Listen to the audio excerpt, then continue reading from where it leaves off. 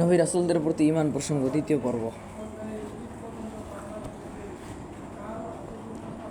বয়ান ও খুতবা দ্বিতীয় খণ্ড, লেখক মাওলানা হেমায়েতুদ্দিন সাহেব। বিসমিল্লাহির রহমানির রহিম।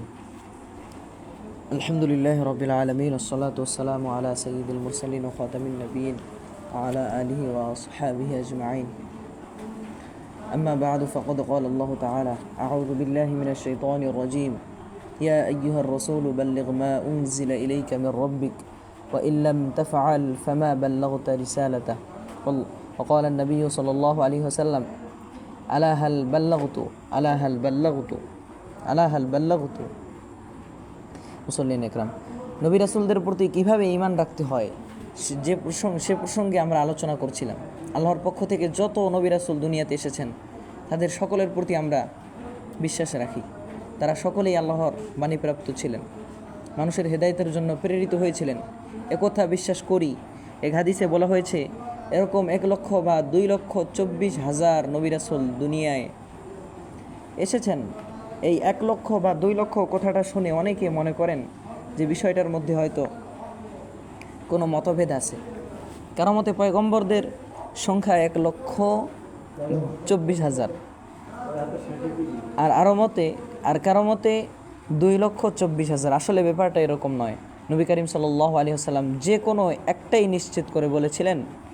হয় তিনি বলেছিলেন 1,24,000 কিংবা বলেছিলেন 2,24,000। হয় তিনি বলেছিলেন 1,24,000 কিংবা বলেছিলেন 2,24,000। কিন্তু এ হাদিসের বর্ণনাকারীদের মধ্যে পরবর্তীতে একজনের সন্দেহ হয়, তিনি কি তার ওস্তাদের কাছ থেকে 1 লক্ষ শুনেছিলেন না 2 লক্ষ শুনেছিলেন। ব্যাস,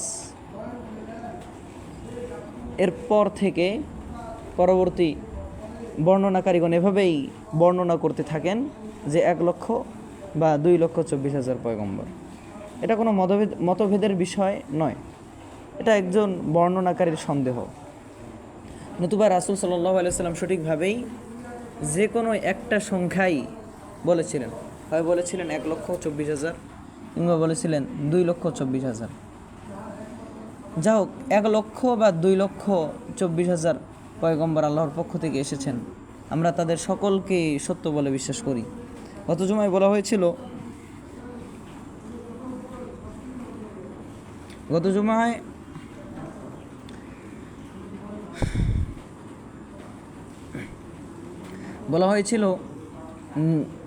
সব নবীকে আমরা বিশ্বাস করি, তবে সর্বশেষ নবী হযরত মুহাম্মদ সাল্লাল্লাহু আলাইহি ওয়াসাল্লামের আগমনের পর অন্য নবীদের আনিত শরীয়ত রহিত হয়ে গেছে। এখন তা আর চলবে না, কারণ তারা সাবেক হয়ে গেছেন।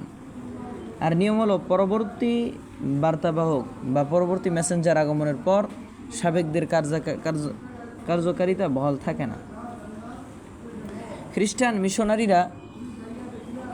মিশনারির লোকেরা খ্রিস্ট ধর্ম প্রচার করতে গিয়ে মানুষকে বোঝায় যে খ্রিস্ট ধর্ম ইসলাম ধর্মের চেয়ে আগের ধর্ম, পূর্ব থেকেই এটা চলে আসছে, অতএব এটাই বেশি গ্রহণযোগ্য। কিন্তু তাদের এই যুক্তি ঠিক নয়।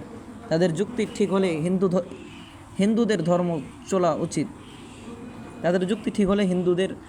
চলা উচিত। কারণ হিন্দু ধর্ম খ্রিস্ট ধর্মের চেয়েও পুরাতন ধর্ম। হিন্দুরা দাবিও করে থাকে যে আমাদের ধর্ম হলো সনাতন ধর্ম, সবচেয়ে পুরাতন ধর্ম। অতএব পুরাতন হওয়াই যদি গ্রহণযোগ্য হওয়ার দলিল হয়, তাহলে খ্রিস্ট ধর্ম নয় বরং হিন্দু ধর্মই মানতে হবে। আসল নিয়ম হলো, লেটেস্ট সংস্করণ আসার পর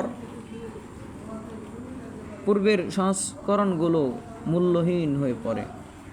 ইসলাম হলো ধর্মের লেটেস্ট সংস্করণ এবং পূর্ণাঙ্গ সংস্করণ। তাই ইসলাম ধর্ম আসার পর অন্যান্য ধর্ম সব অচল সাব্যস্ত হবে। এমনিভাবে আমাদের নবী হযরত মুহাম্মদ সাল্লাল্লাহু আলাইহি ওয়াসাল্লাম হলেন লেটেস্ট পয়গম্বর, সর্বশেষ বার্তাবাহক। তাই এখন একমাত্র মুহাম্মদ সাল্লাল্লাহু আলাইহি ওয়াসাল্লামের কথা এবং আদর্শই চলবে। সাবেক পয়গম্বরদের কথা আর কার্যকারী থাকবে না। তবে তারা যে আল্লাহর পক্ষ থেকে প্রেরিত এবং বাণীপ্রাপ্ত ছিলেন এবং নিজ নিজ যুগে অথরিটি ছিলেন, এটা আমরা বিশ্বাস করি। তাদের কাছে আল্লাহর পক্ষ থেকে যত কিতাব, যত সহিফা এসেছিল সেগুলোকেও আমরা বিশ্বাস করি। তবে আমাদের নবী হজরত মুহাম্মদ সাল্লাল্লাহু আলাইহি ওয়াসাল্লাম কর্তৃক আনিত কোরআন আসার পর অন্য সব কিতাবের কার্যকারিতা রহিত হয়ে গেছে। নবী রাসূলদের প্রতি ঈমান রাখার মধ্যে একথায়ও বিশ্বাস রাখতে হবে যে নবী রাসূলগণ আল্লাহর পক্ষ থেকে যে কিতাব এবং যা বাণীপ্রাপ্ত হয়েছেন উম্মতের কাছে যা যথাযথভাবে পৌঁছে দিয়েছেন, তারা তাদের দায়িত্ব পালনে কোনো ত্রুটি করেননি। কোরআন হাদিস দ্বারা প্রমাণিত যে নবী রাসূলগণ তাদের নবুয়তের দায়িত্ব যথাযথ পালন করেছেন। এক্ষেত্রে তাদের দ্বারা বিন্দুমাত্র কোনো ত্রুটি সংঘটিত হয়নি। কোরআনে কারিমে রাসূল সাল্লাল্লাহু আলাইহি ওয়াসাল্লাম প্রসঙ্গে এসেছে, ইয়া আইয়ুর রাসূল বাল্লিগ মা উনজিলা ইলাইকা মির রাব্বিক ওয়া ইল্লাম তাফআল ফামা বাল্লাগতা রিসালাতা। রাসূল, তোমার প্রতিপালকের পক্ষ থেকে আমার নিকট যা নাজিল করা হয়েছে তুমি তা পৌঁছে দাও, অন্যথায় তুমি তার রিসালাত পৌঁছে দিলে না।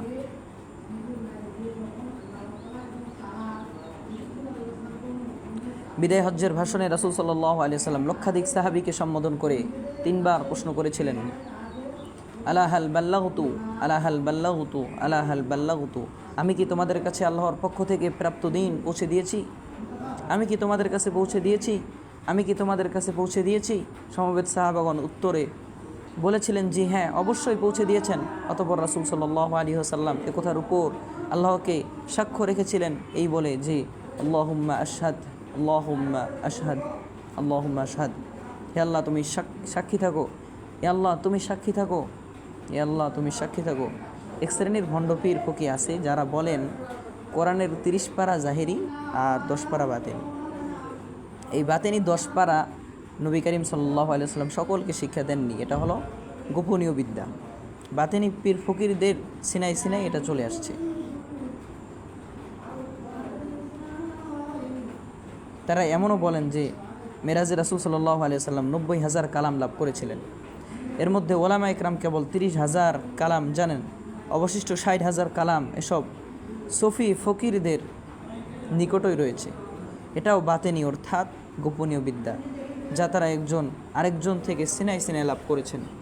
এইসব বাতেনি বিদ্যার মধ্যে নাকি গানবাদ্য বৈধ হওয়ার কথা আছে, মদ, গাঁজা, ভাং, আফিম বৈধ হওয়ার কথা আছে, নারী পুরুষ অবাধে মেলামেশার কথা আছে ইত্যাদি। এইসব পীর ফকিররা এইসব অবৈধ জিনিসগুলো বৈধ করার জন্যেই এই বাতিনি বিদ্যার ফন্দি বের করেছে। তাদের এই আকীদা নবীদের সম্বন্ধে যে বিশ্বাস রাখতে হয় তার পরিপন্থী। এর অর্থ হলো নবী সব কথা উম্মতকে পৌঁছে দিয়ে যাননি। উম্মতকে জানিয়ে গেলে অবশ্যই সেগুলো একে অপর থেকে জানাজানির মাধ্যমে ব্যাপকতা লাভ করত, সেগুলো আর গোপনীয় থাকতো না। এটা হলো ঈমান পরিপন্থী আকীদা।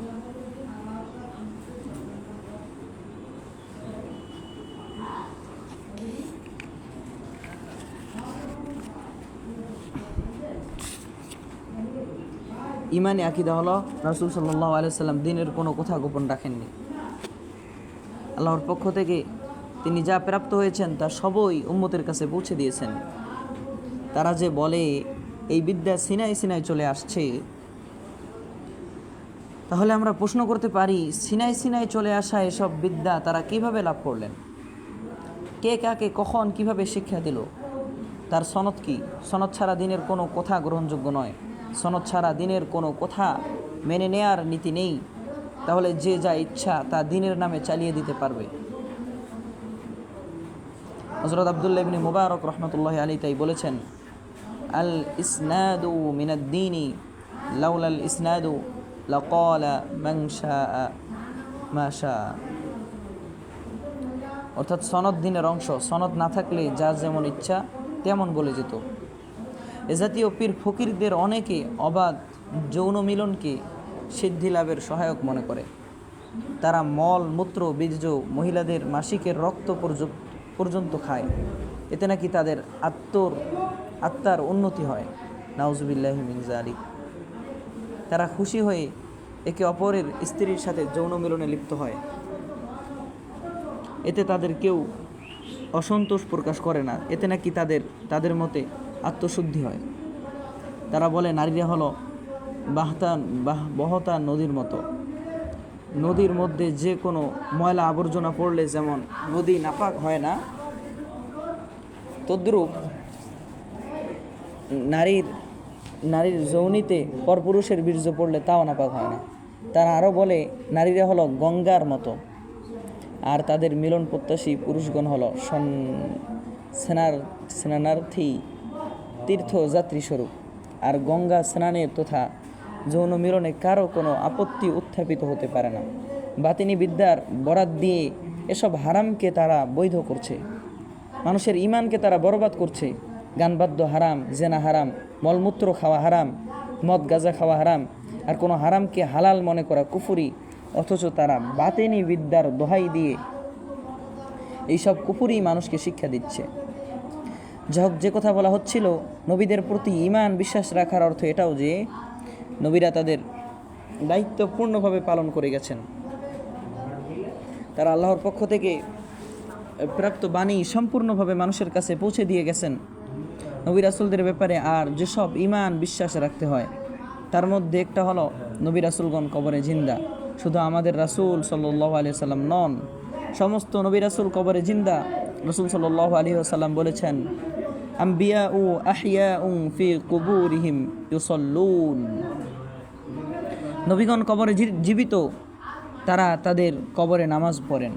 আল্লামা সামহুদি বলেছেন, মানুষ যেমন দৈহিক জীবনযাপন করে, নবীগণ কবরেও হুবহু ওরকম জীবনযাপন করেন।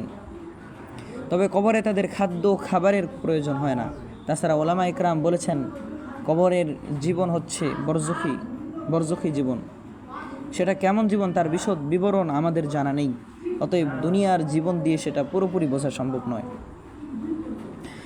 এখানে একটা প্রশ্ন দেখা দিতে পারে যে কবরের সমস্ত মানুষই জীবিত, নেককার হলে শান্তি ভোগ করেন, পাপী হলে শাস্তি ভোগ করেন। অতএব নবীগণ কবরে জীবিত, এই কথাটার কী অর্থ?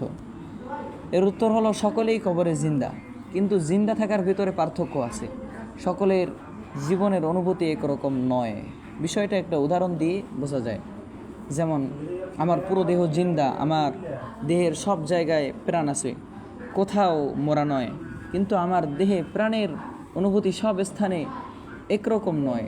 যদি নখের ভিতরে একটা সুচ সামান্য ঢুকিয়ে দেয়া হয়, তাহলে যতটুকু টের পাওয়া যাবে, পায়ের গোড়ালির ভিতরে ঢুকালে সেই পরিমাণ টের পাওয়া যাবে না। এর অর্থ এই নয় যে পায়ের গোড়ালি মরে গেছে। পায়ের গোড়ালিতে জীবন আছে, কিন্তু সেখানে প্রাণের অনুভূতি নখের মতো নয়, বরং কম। দেখা গেল আমার দেহের ভিতরেও জীবনের অনুভূতির পার্থক্য আছে। এমনিভাবে সমস্ত মানুষ কবরে জিন্দা, কিন্তু সাধারণ মানুষের জিন্দা থাকা আর নবীদের জিন্দা থাকা এক পর্যায়ের নয়। নবীগণ হুবহু দুনিয়ার মতো জিন্দা, তাদের জীবনের অনুভূতি পূর্ণাঙ্গ। আর কবরে যাদের শাস্তি হবে, তাদের জীবনের উপলব্ধি থাকবে সবচেয়ে কম। আর কবরে যাদের শাস্তি হবে, তাদের জীবনের উপলব্ধি থাকবে সবচেয়ে কম। জাহান্নামেও জাহান্নামীরা জীবিত থাকবে, কিন্তু তাদের জীবনের অনুভূতি থাকবে কেমন? আল্লাহ তাআলা ইরশাদ করেন, লা ইয়ামুতু ফিহা ওয়া লা ইয়াহইয়া। তারা না মরবে না বাঁচার মতো লাগবে। নবীগণ কবরে দুনিয়াতে যেমন জিন্দা ছিলেন, হুবহু ওরকমই জিন্দা।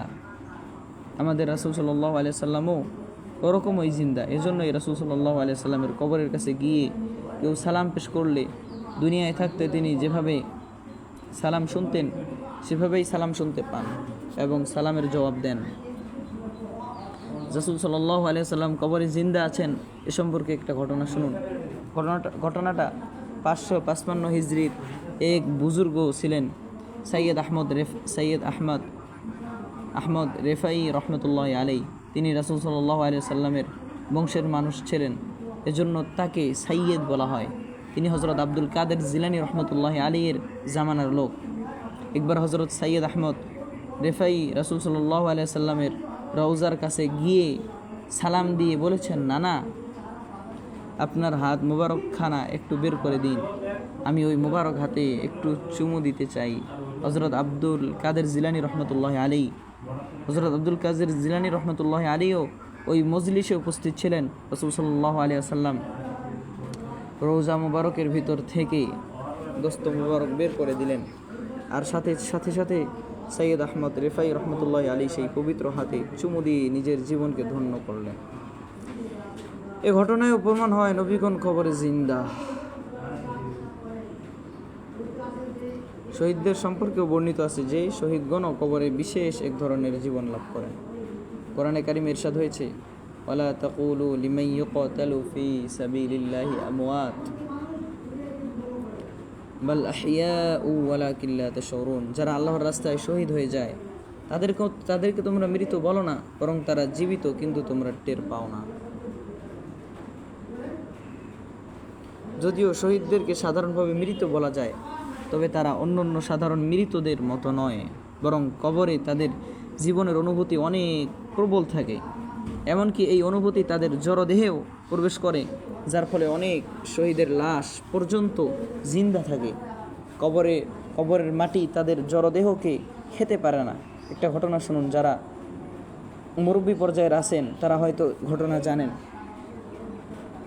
1932 সাল মোতাবেক 1350 হিজরির ঘটনা। দুজন সাহাবীর লাশ কবর থেকে অক্ষত অবস্থায় তোলা হয়েছিল।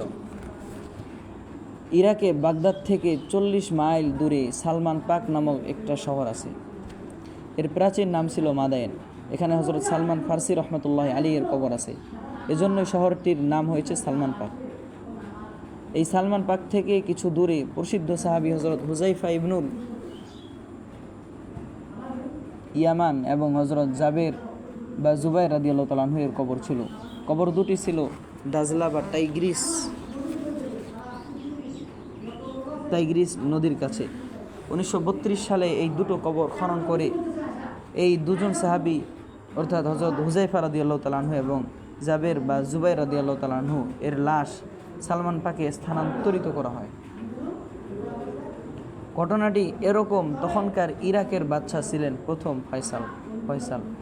হযরত হুযায়ফা রাদিয়াল্লাহু তাআলা আনহু বাদশাকে স্বপ্নে বললেন যে আমার কবরে পানি প্রবেশ করেছে আর জাবেরের কবরেও অদ্রতা দেখা দিয়েছে, আমাদের লাশকে সরিয়ে দাজলা নদী থেকে একটু দূরে স্থানান্তরিত করা হোক। পরপর 2 রাত বাদশাহ এই স্বপ্ন দেখলেন, কিন্তু তিনি কোনো পদক্ষেপ নিলেন না।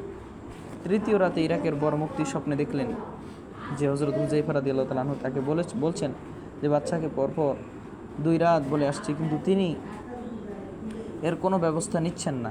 এখন তোমার কাজ তাকে এ বিষয়ে মনোযোগী করে দ্রুত ব্যবস্থা নাও। তখন ইরাকের প্রধানমন্ত্রী ছিলেন নুরিয়া সাইদ। মুফতি সাহেব তাকে সাথে নিয়ে বাদশাহর সঙ্গে সাক্ষাৎ করে তার কাছে স্বপ্নের কথা বর্ণনা করলেন।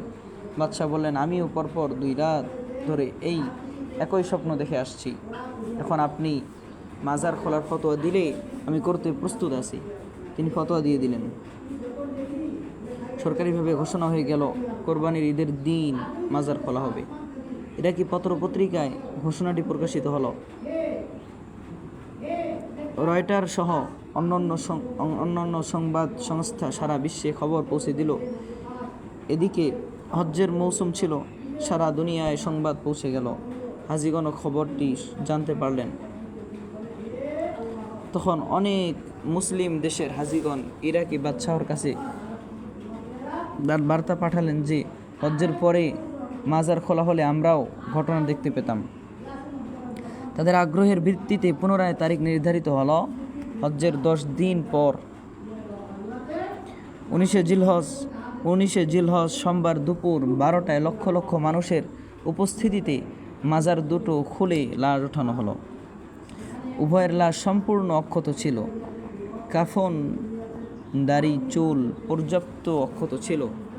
সকলের পক্ষে কবরের লাশ দেখা সম্ভব ছিল না। এজন্য জার্মানের একটা ফিল্ম সংস্থা কবরের সামনে বড় একটা টেলিভিশন স্ক্রিনের ব্যবস্থা করেছিল, যার মাধ্যমে উপস্থিত সকল মানুষ কবর খোলা থেকে শুরু করে শেষ পর্যন্ত সকল দৃশ্য সহজে দেখতে পেরেছিল। শহীদদের লাশ সংরক্ষিত থাকার এরকম বহু ঘটনা আছে। যা হোক, আমরা আলোচনা করছিলাম যে নবীগণ কবরে জিন্দা, এই বিশ্বাসও রাখতে হবে। নবীদের সম্পর্কে আরও যা বিশ্বাস রাখতে হয় তার মধ্যে একটা বিশ্বাস হলো নবীগণ মাসুম বা নিষ্পাপ। শুধু আমাদের নবী নন, বরং সমস্ত নবী নিষ্পাপ ছিলেন, নিষ্কলুষ ছিলেন। জীবনে তাদের দ্বারা কোনো পাপ সংগঠিত হয়নি। তারা নবী হওয়ার আগেও কোনো পাপ করেননি, নবী হওয়ার পরেও কোনো পাপ করেননি। নবীদের দ্বারা কোনো পাপ হতে পারে না, তার অনেক কারণ ও যুক্তি রয়েছে। হযরত মাওলানা কারি মোহাম্মদ তৈয়ব সাহেব রহমতুল্লাহ আলাই একটা কারণ বলেছেন যে হাদিসে এসেছে নবীগণকে জান্নাতের মাটি দিয়ে তৈরি করা হয়েছে। জান্নাত কোনো গুনাহের পরিবেশ নয়, জান্নাতে কোনো গুনাহ করার মনোবৃত্তি জাগ্রত হবে না। জান্নাতের মাটির মধ্যে গুনাহের কোনো আসর নেই, তাই জান্নাতের মাটি দ্বারা তৈরি নবীদের মধ্যেও গুনাহের মনোবৃত্তি থাকে না। এর বিপরীত দুনিয়ার মাটি দিয়ে যাদেরকে তৈরি করা হয় তাদের ভেতরে গুনাহের মনোবৃত্তি থাকে, কারণ দুনিয়া পাপের স্থান, দুনিয়ার মাটির মধ্যে পাপের আসর রয়েছে। কেউ হয়তো ভাবতে পারে মানুষ মাটি দিয়ে তৈরি হলো কি করে? মায়ের গর্ভে পিতামাতার সূত্র এবং ডিম্বাণু মিলিত হয়ে তার দ্বারা মানুষ তৈরি হয়েছে, এর মধ্যে মাটি এলো কোত্থেকে? তাহলে শুনুন, হাদিসে এসেছে যখন মায়ের জরায়ুতে শুক্র আসে তখন আল্লাহ রাব্বুল আলামিন গর্ভের দায়িত্বে নিয়োজিত ফেরেশতাকে হুকুম দেন যে অমুক জায়গার একটু মাটি এনে মিশিয়ে দাও। যেখান থেকে মাটি এনে মিশ্রিত করা হয় সেই স্থানেই তার কবর হয়, অর্থাৎ জায়গার মাটি জায়গায় ফিরে যায়। এই বর্ণনার ভিত্তিতে আমরা বিশ্বাস করি মাটি দিয়েই মানুষকে তৈরি করা হয়েছে। যা হোক, নবীদেরকে যেহেতু জান্নাতের মাটি দিয়ে তৈরি করা হয়, তাই নবীদের দ্বারা কোনো পাপ সংগঠিত হয় না। আমাদের নবী সাল্লাল্লাহু আলাইহি ওয়াসাল্লামের জীবন যে নিষ্পাপ ও নিষ্কলুষ ছিল, এ বিষয়ে চ্যালেঞ্জ পেশ করা হয়েছে। নবী সাল্লাল্লাহু আলাইহি ওয়াসাল্লাম নবুয়ত লাভ করার পূর্বে কেউ তার জীবনে কোনো দোষ ত্রুটি দেখতে পায়নি, কেউ তার কোনো সমালোচনা করতে সক্ষম হয়নি। তারপর যখন তিনি আল্লাহর পক্ষ থেকে নবুয়ত পাওয়ার দাবি করেছেন, তখন অনেকে নানান রকম ভিত্তিহীন সমালোচনা শুরু করেছে। তখন কোরআনের আয়াত নাজিল হয়ে গেছে যে তুমি তোমার জীবন দিয়ে চ্যালেঞ্জ পেশ করো, তুমি ওদেরকে বলে দাও ফাকাদ লাবিস্তু ফীকুম উমরাম মিন ক্বাবলিহি আফালা তাকিলুন, নবুয়ত পাওয়ার পূর্বে আমার সারাটা জীবন তোমাদের সামনে অতিবাহিত হয়েছে, তবুও কি তোমরা বোঝো না? অর্থাৎ পারলে দেখাও যে আমার জীবনে কোনো অন্যায় করেছি কিংবা কোনো অপরাধ করেছি, কিন্তু তোমরা কেউ দেখাতে পারবে না। এভাবে রাসূল সাল্লাল্লাহু আলাইহি সাল্লামের জীবনকে দিয়ে চ্যালেঞ্জ পেশ করা হয়েছে। দুনিয়ার কোনো মানুষ এরকম চ্যালেঞ্জ পেশ করতে পারবে কি? আল্লাহ রাব্বুল আলামিন পরিকল্পিতভাবে নবীদের জীবনকে নিষ্পাপ করে গড়ে তুলেছেন। তাদেরকে যেহেতু আদর্শ এবং মডেল বানিয়ে পাঠিয়েছেন, তাই আদর্শ এবং মডেলের ভিতরে যেন কোনো ত্রুটি না থাকে, এজন্যই আল্লাহ পাক সুপরিকল্পিতভাবে সযত্নে নবীদেরকে সম্পূর্ণ নিষ্পাপ, সম্পূর্ণ নিষ্কলুষ, সম্পূর্ণ নির্ভেজাল এবং সম্পূর্ণ খাঁটি করে গড়ে তুলেছেন। নবীগণ সম্পূর্ণ নিষ্পাপ, তাই তারা সমালোচনার ঊর্ধ্বে। যদি কেউ কোনো নবীর সমালোচনা করে তাহলে সে গুমরাহ এবং পথভ্রষ্ট। আল্লাহ রাব্বুল আলামিন আমাদের ঈমান বিশ্বাসকে খাঁটি ও মজবুত করে দিন, আমাদেরকে সহি ঈমানের অধিকারী হওয়ার তৌফিক দান করুন, আমিন। ওয়া আখিরু দাওয়ানা আনিল হামদুলিল্লাহি রাব্বিল আলামিন।